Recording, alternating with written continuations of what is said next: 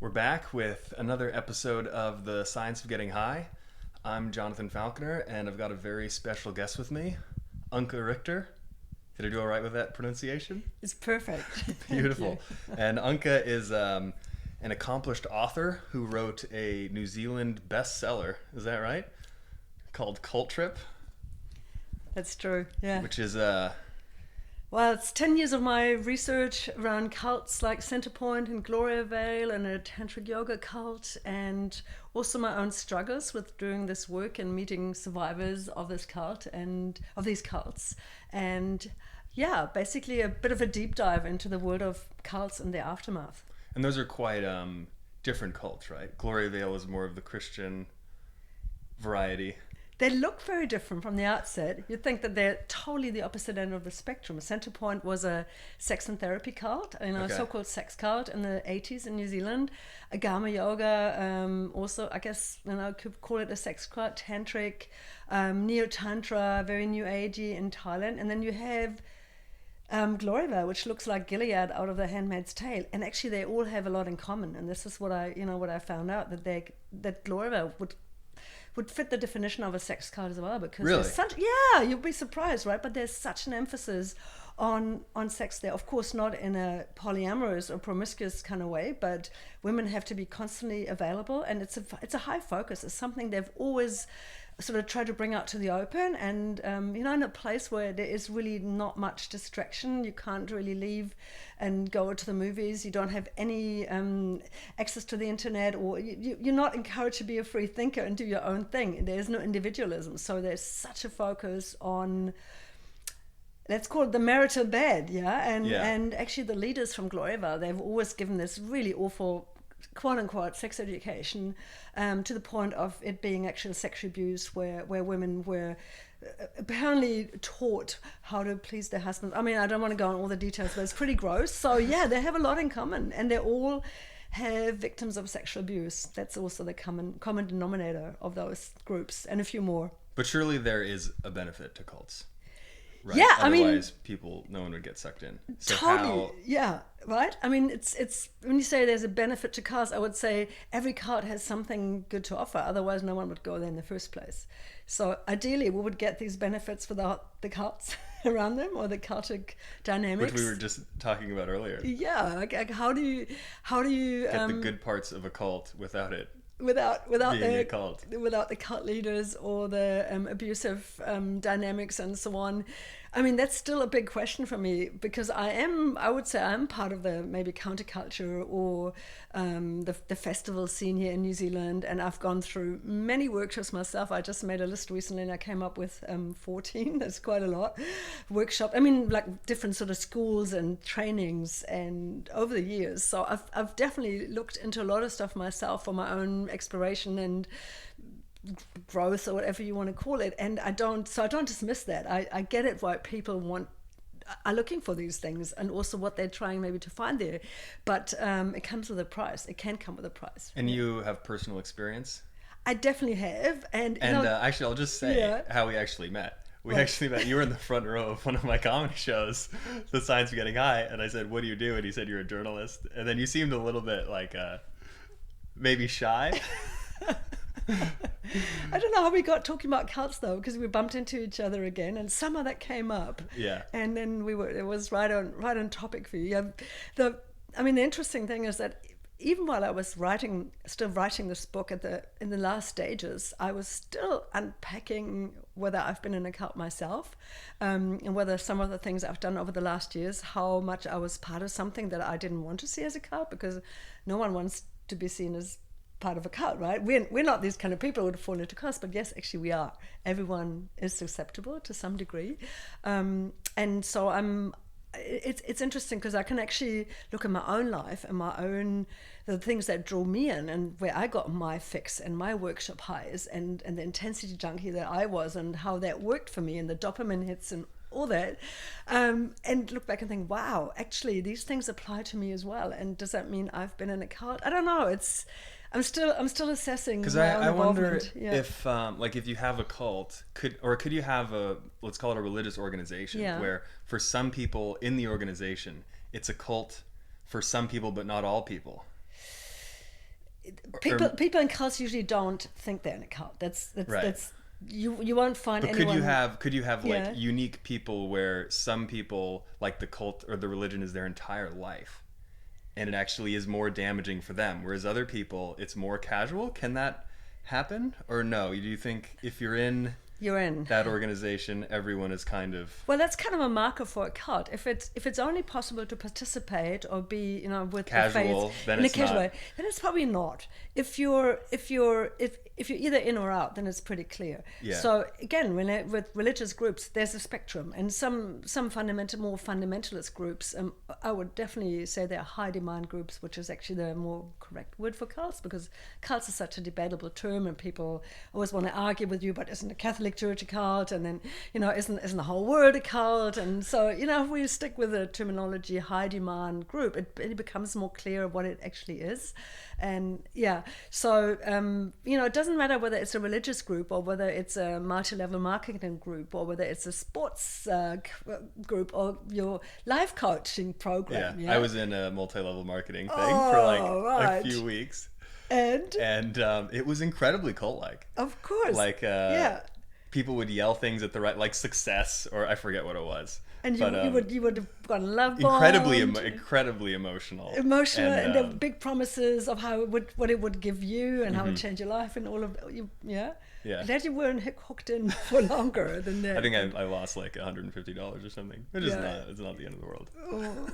MLMs. I mean, the cult experts definitely see MLMs as cults, as having very, and that's so interesting, because cults often don't look like what people think cults look like. It's not always a guru in an orange robe and they sit in golden temples and chant and have flowers at their feet and minions, shuffling around. I was watching a YouTube video by a cult researcher, and then she had the students, she was giving a presentation to her students, and then she listed all these attributes of an organization, and it was like the group sometimes submits themselves to pain for betterment of themselves and all these other things, but it actually described CrossFit. An encouragement to spread your practices to others. You have a daily routine, stuff like that. So on paper, it looks like, although CrossFit, some people could argue it is a little bit culty. CrossFit has definitely come on the radar of cult researchers. There are, I don't want to be sued by them, but there are people who say that CrossFit is a cult. I personally don't know enough about it, but it's a great example for, something that's so innocuous. What's wrong with going to the gym, right? Nothing. Or with going to your yoga class, or with, there's so many practices that in themselves, they're not wrong. It's the organization and the leaders behind it and the monetization of things and the group think and the wish to belong, and you can only get to the next level, the more you pay or the more volunteer work you give. So it's all these markers coming together. Sometimes it's really clear cut, and most of the time it's actually not. And I think if we always just think of cults as Jonestown, the People's Temple, or the Manson family, or some of the most sort of horrific cults in recent history, or NXIVM even, with the branding of women. But people didn't go into NXIVM because they wanted to be branded by some and become a sex slave. That was at the extreme end of it, in a inner circle. There was a lot before that was probably quite appealing. So what are some of the appealing things that draw us? Because you say anyone is susceptible. Anyone's susceptible. So since we're talking about the science of things a little bit here, so I remember one great expert talk I went to by an American researcher called Yuval Laor, and he studies the fervor around cultic groups. And so one of the things is, it's typical that's like, it feels like you're falling in love. And I've definitely been that person, very evangelical about, wow, these great trainings I've been doing, and wanting all my friends to do that too, and telling people that it's been amazing. And so you think you've found something that is so enriching for your life, and it makes you maybe lose touch with your old life.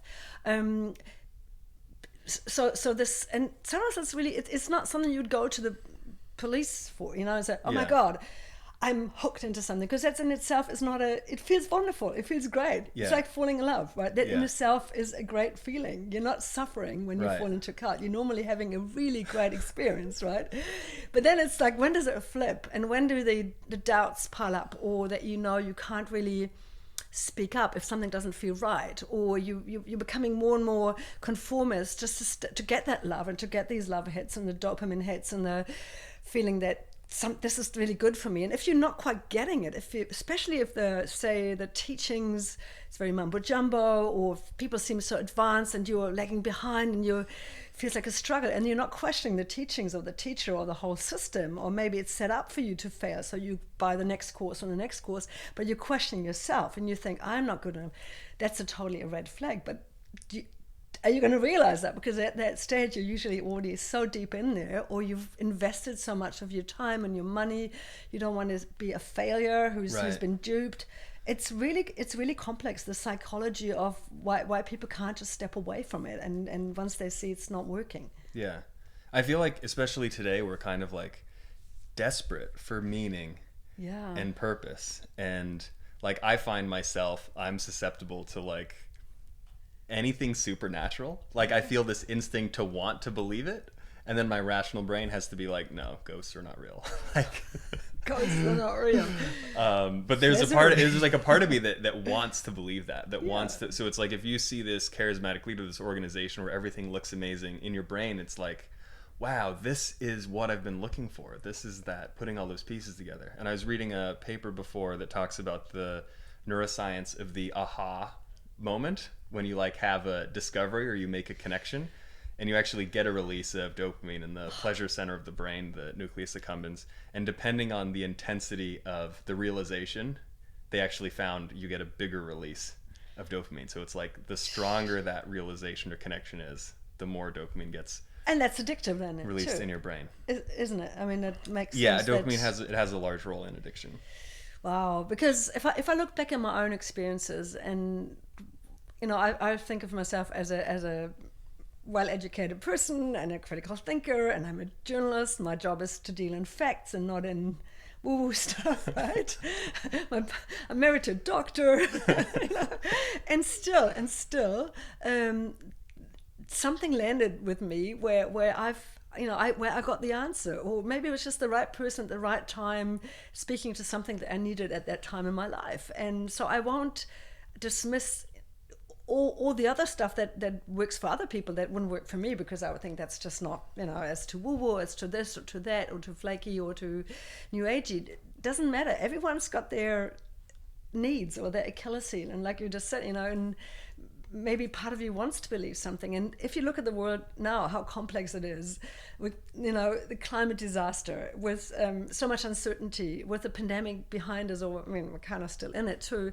It's not surprising that people want some safety, or spiritual safety, or emotional safety, and it doesn't come from necessarily the churches anymore and the old preachers and teachers. It's like, you know, it's not surprising that so many people are looking for answers in other groups and in other fields. And, well, organized religion, I haven't looked at the data, but it seems like, at least for sure in New Zealand, it's decreasing. Like New Zealand is incredibly non-religious. No, we're one of the most. It doesn't mean there aren't still cults that can. We're one of the most secular countries in the world, and also we have a lot of evangelical churches and cult-like organizations and mega churches. It's actually, you know, there's a lot of them around, maybe because it's such a secular country, that the established churches that are not cults, they can have problematic sides as well, but that are not in themselves cultic groups, that they just don't have the same role in society anymore, and therefore there is a void, and it can be filled in all sorts of ways, even by CrossFit. I heard of a pole dancing cult the other day. So, you know, it's not about the content. Sort of thing. I mean, it is pole relatively dancing, sexual. Yeah. I feel like it could fall under that umbrella. Yeah, but it just goes to show, you know, anything. I've heard of a vegan cult. Yeah, right? I mean, veganism is great. And then anything can be, you know, they're political cults. Right. It's really not about the content. I mean, sometimes, of course, when the content is so obviously, you know, cookie, like, I mean, flat earthers, I think, are probably very prone to be caught up in a cult, because if you already make yourself believe that the earth is flat, you're probably going to believe a lot of other stuff they tell you in a group and not question it. Yeah, well, I do believe the earth is flat personally. Yeah, right. I believe everyone should believe in one conspiracy theory, because if you believe in zero, then you believe the mainstream narrative too much. That's a pretty hard one, though. If you believe in more than one, come on, pick a softer one. Than flat Earth. Yeah, I think there's some statistics are that most people, I don't have the exact number now, but it's a majority of people actually do believe in one in conspiracy theory or another. But they're usually the more benign ones, like the moon landing or something like that. Yeah, and actually some of them have been like UFOs. That's been. Have you ever seen the pyramid, the conspiracy? Yeah, I have. It's fantastic. Yeah. It's like at the bottom, like the moon landing was fake. Yeah. And at the top, you have like, white supremacy and anti-Semitism. So a lot of it boils down to like the Jews.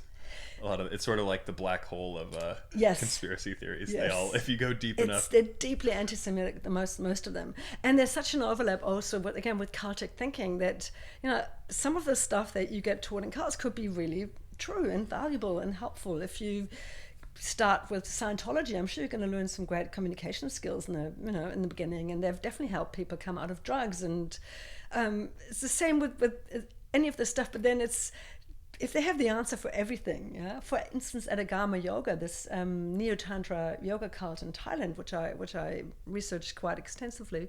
They had these outlandish health advice, conspiracy theories as well.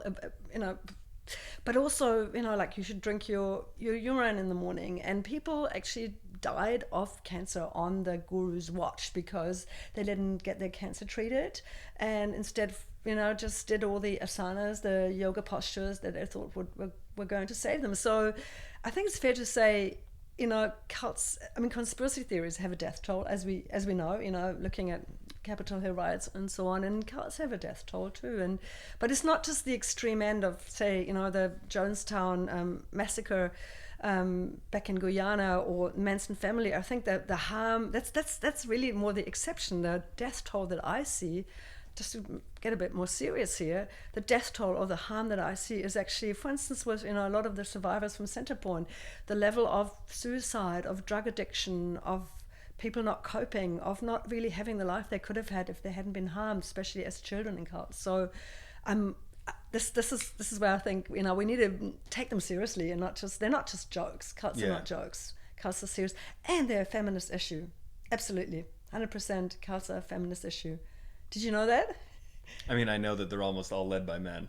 Most of them are led by men, and other than I read about one that you did a write-up on recently that was led by a woman, and I'm like, equality. It's good that men can be exploited in at least one cult. And good sales pitch. Good sales pitch for them as well. That's One Taste, Orgasmic Meditation, that was started by Nicole Dedon. And I think the whole thing of the female founder and so on, it's worked really well for them because it does, it looks so progressive. It seems safer. It seems like a new paradigm. It feels safer, and still, some things have happened there. But just to throw some more data in here, 40% of women in cults get sexually abused. So that's quite a high percentage across the board. So cults are definitely a feminist issue. Yeah. So I don't know. How do we move forward? How do we? What do we do about the cults? How do we address this? Okay. How do we? And address then maybe this? 2 questions. Yeah. How do we address current cults, like reintegrate the members back into society? Because I've read that that's quite difficult sometimes. A lot of times people don't even want to leave their cult. And then what do we do with the cult leaders? How do we discourage people from starting a cult? I guess. Wow. Okay. So first of all, you can't just drag someone out of a cult who doesn't want to leave a cult. This has been done in the States I think in the 80s and 90s. They did a lot of basically kidnapping people from cults and then reprogramming them in a lock them into a room for 3 days. Don't do that. That's old school. That's not how it's done. What we desperately need in New Zealand is more awareness around cults. So ideally a cult, an anti-cult agency for cult education and also exit counseling, but like how we have it for sexual abuse victims or for drug counseling, right? So specific counselors who understand the psychology behind it, who can help people to reintegrate, but who also, like the Gloriaville Leaver Support Trust, they do great work. They're also the driving force behind some of the court cases at the moment, as far as I know, and they support the people who are going into court, which is a huge, huge thing. So we need the authorities to act more because that hasn't happened enough. And how is Gloriaville legal? Like, how do you know sex abuse is happening? Or it's been covered up there on a grand scale for many, many years, and they've just stayed under the radar. I think because they are charitable trust and because of the Christian veneer and because they're so secluded and people think they're just cute and a bit of a freak show maybe, but nothing to take too seriously. It's actually shocking if you think about it that we had Centrepoint in New Zealand in the 80s and 90s where there was sexual child abuse and it was so rampant there, and it was finally brought down by some activists and former members, and it's like New Zealand hasn't learned anything from it, and now we have Glory about 20 years later, like, hang on, this can't be happening again in like a Christian veneer, but it is. So I think we need to take cults more seriously. We need people who are specialized also as expert witnesses in the court cases, police to act quicker, because in the case of Centrepoint, the police has actually been complicit for a while, and I think some big questions still need to be asked around Gloriaville as well. What have social services and police and other agencies been doing all these years? And I think they're acting now, but maybe too little, too late. But that's just my perception. So cult education in schools, like we have sex education, cult education would be great. That people just no, it's not just a laughing matter, that everyone's susceptible. This is something that we need to live with and understand, and also have compassion for people who've come out of cults and not treat them like freaks, and help them to live in this world again. And I think the idea that everyone's susceptible makes us be more compassionate and not think of people in cults as weak or they deserve it because they fell into this. Some of the best people I know have been in cults. And I always have huge respect, especially for those who grew up there and who found their way out. I mean, it's like, people from East Germany climbing over the Berlin Wall in some ways, psychologically. Just the pure determination it takes, and the toll it also takes on them to reintegrate in this society. They're like refugees from another country who haven't learned how to live in this world, and there's so much people don't see when they meet them. They don't know that even they maybe dress the same now, and they speak the same language, and they come from the same country, they're still from another planet in some ways. So to have the compassion, but also be compassionate with people in cults, and be fierce with the cult leaders and hold them to account, and not think it's just an obscurity that we can laugh about, but actually see the danger that comes from them. And do you think there are some cult leaders who maybe start with good intentions and get too much power? And absolutely. I think I saw you leading a workshop on how not to start a cult. Yeah, is that right? That was a bit tongue-in-cheek. I'm going to hold more of those actually at some festivals around the country, because that's the thing. I don't want people to not explore anything, or not go to workshops, or look and somehow become spiritual, or whatever it is, or go to CrossFit, or start pole dancing, or whatever it is. It's all about actually noticing this, seeing the signs. You don't have to be paranoid about it, but be discerning. That's kind of what I'm advocating for. I'm not saying, ooh, all groups are bad, everyone who's a workshop leader is a potential cult leader. No, but like learn your stuff, know your stuff. It's like with drugs, know your stuff, know what you're getting, what you're consuming, whether it's good or bad for you, and what not to mix, and what are the side effects, and when not to take it. It is really a bit like that. It can be a life enhancing and enriching experience, like with substances, but do it right. Do it, know what you're getting yourself into and what you're doing it for. Otherwise, there might be massive side effects. And so it's not about dismissing spirituality or anyone, who's leading workshops and has some cool new ideas or some concepts, or most of them are really valid and they can really offer something. But also know when to leave, and maybe what not to give your money to. If something definitely has too many red flags, then maybe find someone else, because there are a lot of good people out there. So I'm all for supporting the ethical teachers and the ones who don't go on this big power trip. So you're right with what you said before. No one really joins a cult because people don't think, they don't want to join a cult. They want to join a cool workshop. And I would also say most people don't want to start a cult either. Okay, right. Ron Hubbard was an exception with Scientology. He was like, this is the way to make money. This is the way, okay? But it's not how it usually goes. Even Jonestown, the People's Temple, that ended in the mass murder, or it's not even mass suicide. People were coerced, to kill themselves and their children. So it's called a mass murder, not mass suicide. when they started out as the People's Temple, they were pretty cool. They were social justice warriors and anti-racist, and they had a lot of good stuff to offer, and this is why they attracted a lot of cool people. Maybe you would have been you would have been one of them, I'm pretty skeptical about following anything. I don't even want to use like a regimented meditation thing. Like I want to just come up with my own system. Well, you're probably pretty cult proof, and There probably is. I mean, yeah, I wouldn't say I'm completely not susceptible. I hope people will just become cult proof yourself, and it's not by looking down on people. Oh, I would never do it. No, it's not true. We could all fall for something. We could all believe in something, and that's not wrong in itself. It's like just have the self-awareness that, because if you think it can't be you, then it makes it much harder to spot the red flags when you have been sucked into something that is quite culty. So what happened in humble. Jonestown? How did it switch? I don't know, but I think it took like 10 years or so. And again, you had a very charismatic leader, so that's usually the problem in the first place. If there's no checks on the leader, like in the more groupthink there is. Like when I grew up Christian, Protestant, there's like elders of the church that kind of, if the preacher is going too off the rails, they're like, okay, we're gonna get there's kind of a framework to get rid of the leader. Yes, exactly. So if you have something new, like the People's Temple was, where you don't have a tradition, where the elders check in the new ones, and someone might get weeded out who's on too much of a power trip. And of course, the fact that they moved to Guyana, to the jungle in Central America, like that didn't help. Authorities to. Oh, I mean, completely. It's a bit like Gloriaville moving to the West Coast, into the bush in the West Coast. You're out of sight. You're not so much under scrutiny of society. You're already more insular. People can't leave so easily. I mean, this is really, again, it's an extreme case. It's not normally like this. Not every cult lives on a compound in the jungle where you then pass around. It wasn't actually Kool-Aid what they drank. It was Flavor Aid. So when you say drinking the Kool-Aid, it's actually a misrepresentation. They couldn't afford the name brand.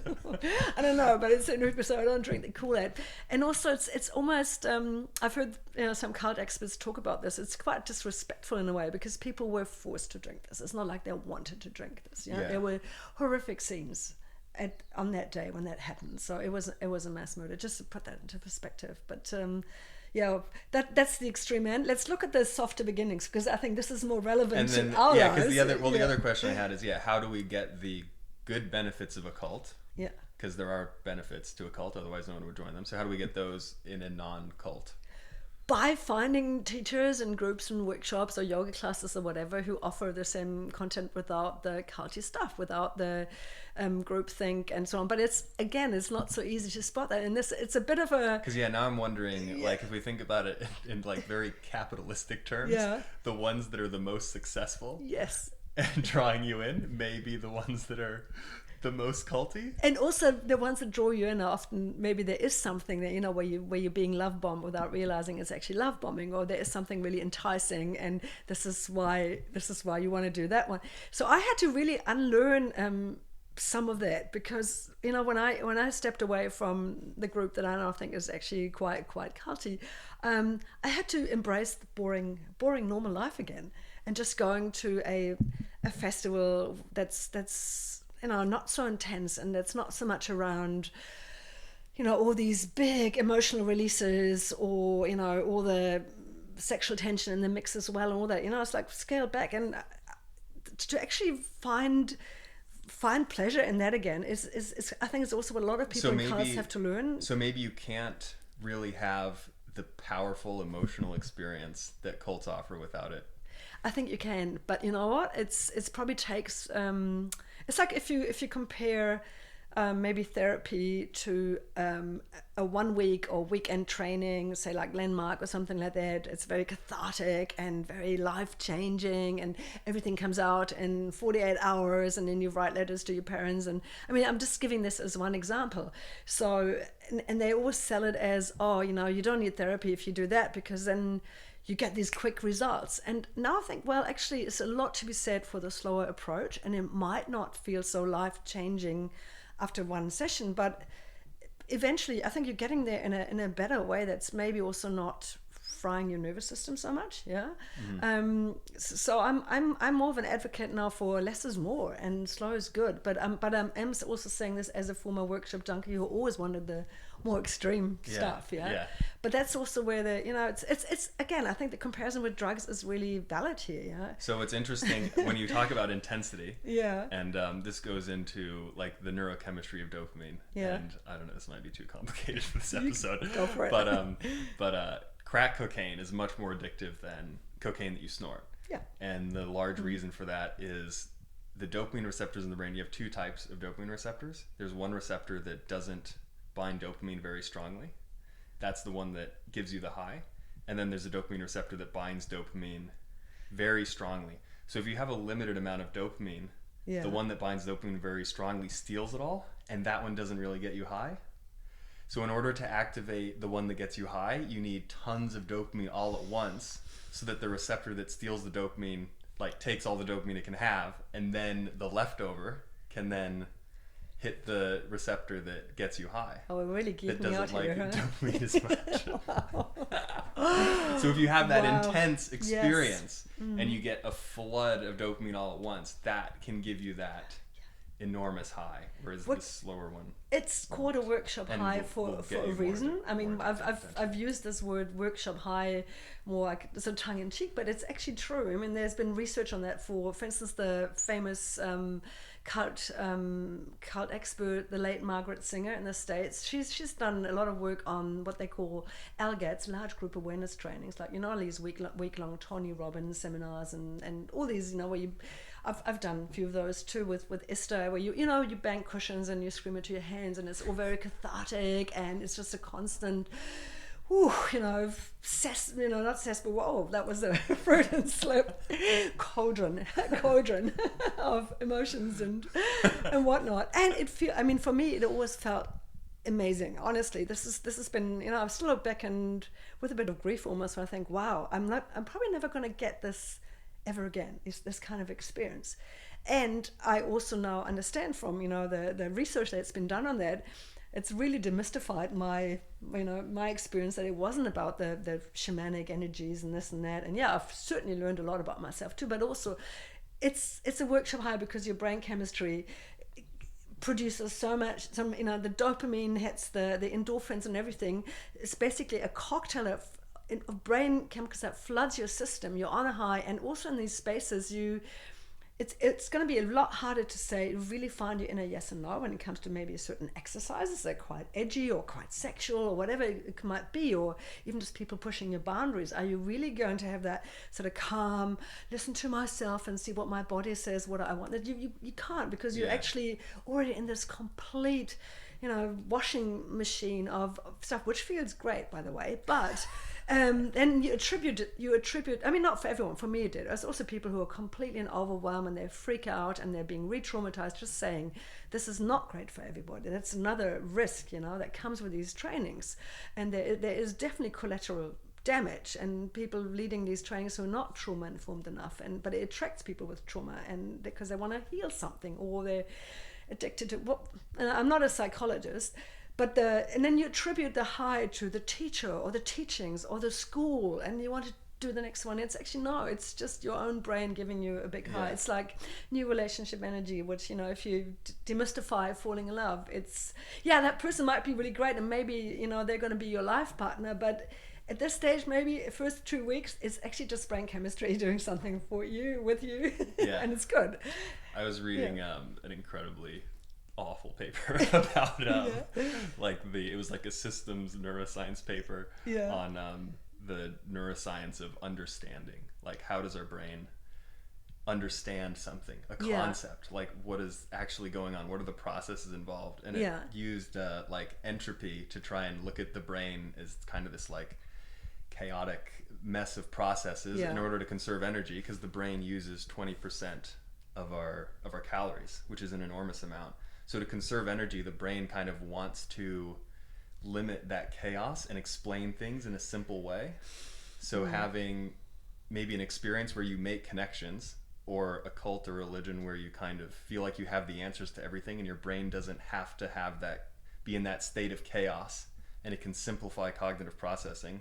that's quite comforting and that's definitely like comforting, energetically favorable on like a thermodynamics oh my god level. Of course, especially if you if you're stressed and if you're not really coping with the world out there, it can feel like a safe haven because of what you just explained. I've met someone from Gloriavale who said, oh, you didn't have to think at Gloriavale, which sounds probably maybe awful for people like us, but he also said, you know what, that was actually a great thing a lot of the time. You don't have to think for yourself. Some of my best moments are when I'm not thinking. So, that's why I love surfing. It's like meditation. You're not thinking about any problems when exactly. You're on the wave. I mean, people try silent meditation. The whole point is not thinking about watching yourself think. It's a bit more complex than just not thinking. Yeah, but it's this blissful state of not being tormented by your own thoughts and driven by them. So if you think of maybe a cult also giving you some of that, and I know it discredits people in cults a lot because it sounds as if they're not thinking. It's not like that. It's more like their thoughts are hijacked, I would say, and pushed in a certain direction. I also wouldn't say highly intelligent people could be ones that crave not thinking the most.